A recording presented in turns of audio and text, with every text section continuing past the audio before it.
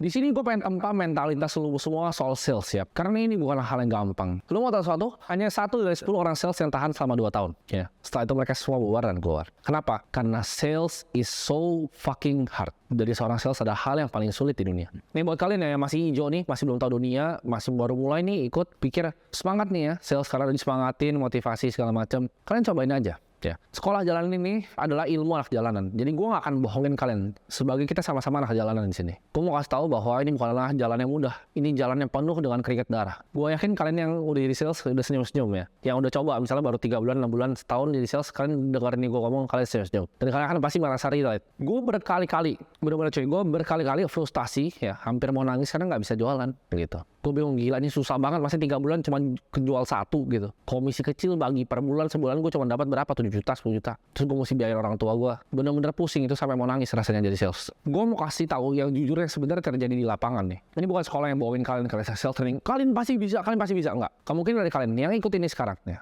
Dari mungkin misalnya berapa kalian ikut ini? Kalau dari ada 10 orang nih, paling 1, paling 2 nih yang jadi sales. 8 atau 9 dari kalian pasti jadi quitter. Bahkan gue yakin nih yang nyampe modul ini aja, bisa dihitung tuh. Paling sisa dari 10 ini tadi, yang nyampe modul ini paling cuma 7 paling 8, percaya nggak kalian? Yang 2-nya itu udah nggak dengerin gue lagi, udah ngelantur kemana, main handphone, pause dulu santai-santai, udah hilang orangnya. Sales itu adalah tombak dari perusahaan ya, hal terpenting dari sebuah perusahaan. Itu nggak pernah bisa dilakukan. Kita contoh pakai Apple. Salesnya adalah Steve Jobs, engineer-nya Steve Wozniak, tim B-nya Apple dibuang akhirnya, diganti orang lain. Bisa diganti nggak Steve Wozniak? Bisa. Steve Jobs bisa diganti nggak? Enggak. Dia mainin orkestranya. Semua yang lain itu ibarat cuma mainin biola. Kita sales adalah ujung tombak perusahaan. Kalian mungkin yang pernah kerja di kantoran, kalian tahu persis orang sales, apalagi top sales, apalagi leader salesnya itu di-treat beda sama bos kalian. Maksudnya apa? Coba deh, top leadernya ini datang kantor telat, mungkin dimarahin nggak sih sama bos kalian? Jawabannya nggak mungkin. Kalau gue nih punya sales yang jago banget nih, jualannya mungkin sama kayak gue atau lebih, dia mau angkat kaki kayak di kantor gue, bodo amat. Kenapa? Karena dia bering money-in.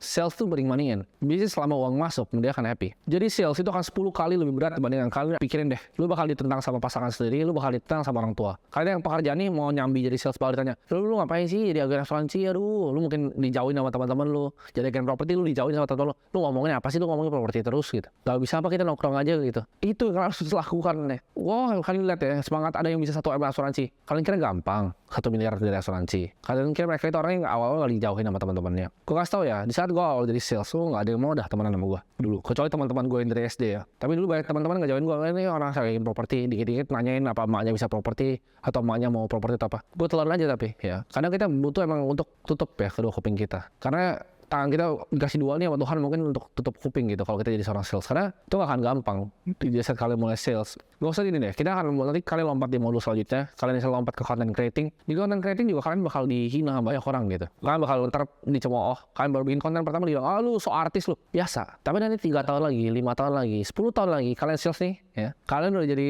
wah top agent dah gitu. Agent property jadi top atau top agent insurance. Lu lihatin mereka semua kan datang untuk jilat lu semua.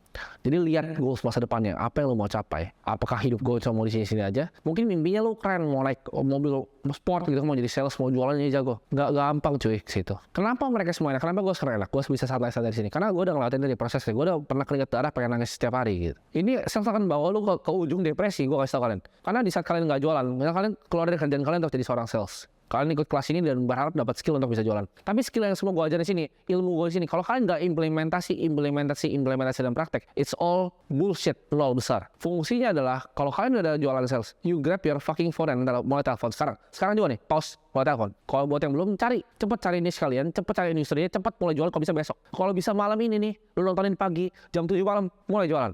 Oh tapi nggak ada license ya, ambil license properti kalian. Ya, bisa kok jualan nggak pakai license. Coba jualan dulu, apapun. Punya produk nih. Kalian misalnya udah order nih, mau bikin baju fashion, kalian udah punya 12 piece gitu. Mau jualan langsung. Ya, cari teman kalian di telepon sales. Betul. Cari inbound, bikin konten. Cari direct marketing, cari direct sales. Ya, kalau bisa dari kerabat-kerabat terdekat. Ketok ke tetangga sebelah. Selamat siang tante. Skill itu ya. Pertama kali jualan lu bakal nggak tahu lah. Style lu bakal namanya style acak adul amburadul. Bahkan bukan si agresif, acak adul amburadul. Lu pertama jualan lu bakal ditolak gitu. Mungkin lu yang takut ketemu orang nih ditolak tuh gemeter gitu. Mata lu kedip-kedip gitu kan. Ada kayak gitu tuh. Sampai ntar ada customer kalian ini yang mata lu kenapa gitu. Kalian udah pikirin udah mimpi, yes, udah mau mimpi nih, yes, ya kan. Akhirnya ya, gua kejual 1 rumah, telepon. sorry ya bini gue nggak boleh, mampus lu, nggak bisa tidur lo. Udah mimpi-mimpin mau bawa orang tua gue makan nih, closing nih 2 juta, nggak jadi. Oh closing nih mobil nih 6 juta, 6,5 juta nih main komisi gue nih, diambil KPR lagi, nggak jadi. Ya, it's not easy being a fucking sales. Apalagi kalian sales kartu kredit ya di mall, coba bagiin talk orangnya nggak pak.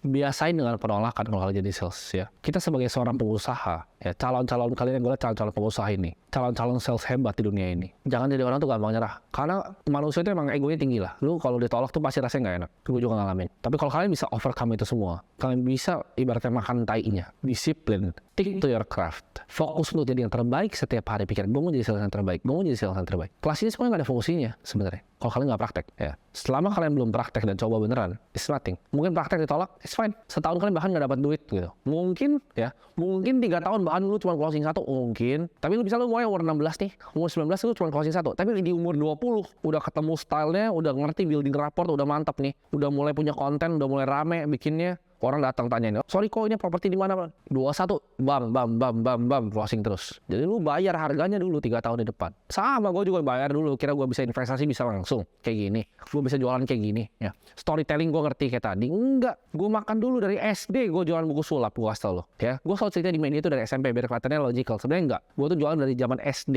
ya. Buat makan mie kremes tuh gue jualan buku sulap di sekolah. Dari SD gue udah jualan. Itu skill atau craft yang gue hone udah panjang hidup gue. Nggak tiba-tiba gue bisa jadi master storyteller ya. Gue bisa pitch sini, bisa brokerin deal kalau sini, enggak. Awal tolak. Tapi waktu itu loh, gue pay the ignorance debt namanya ya. Begitu kalian udah kelar dari itu, ntar orang bakal katakan gila ini orang bisa jalan rumah kayak gitu. Percayalah. Mereka nggak tahu dulunya kalian waduh pusing ya. Ingat betul ya, kalau Ryan Serhan bisa jualan kayak gitu, gue juga bisa bikin yang kayak gitu di Indonesia. Selalu ingat itu. Orang lain bisa bikin, gue bisa bikin. Kalau lu ketemu gue ya in person, lo kan tahu gue tuh berdarah juga sama kayak kalian ya. Sama-sama kan nasi, orangnya sama, persis sama. Bedanya apa? Drive gue, ambisi gue, kemauan gue untuk berubah. Karena waktu itu gue mungkin beda kondisi dari sebagian kalian ya. Nyokap gue waktu sakit, jadi gue antara gue jualan apa pusing gue gitu. Gue harus bisa jualan ya. Jadi itu saran dari gue ya. Buat kalian yang baru mulai, expect yang terburuk, expect nggak closing sama sekali. 3 tahun bahkan mungkin kalian cuma closing 1. Tapi setelah itu, setelah pengalamannya nih, knowledge banknya udah punya nih, udah tahu customer gini ngomong gini, objection handling sini, sales flow yang diajarin Timothy Indonesia sini. Lo akan lihat nanti,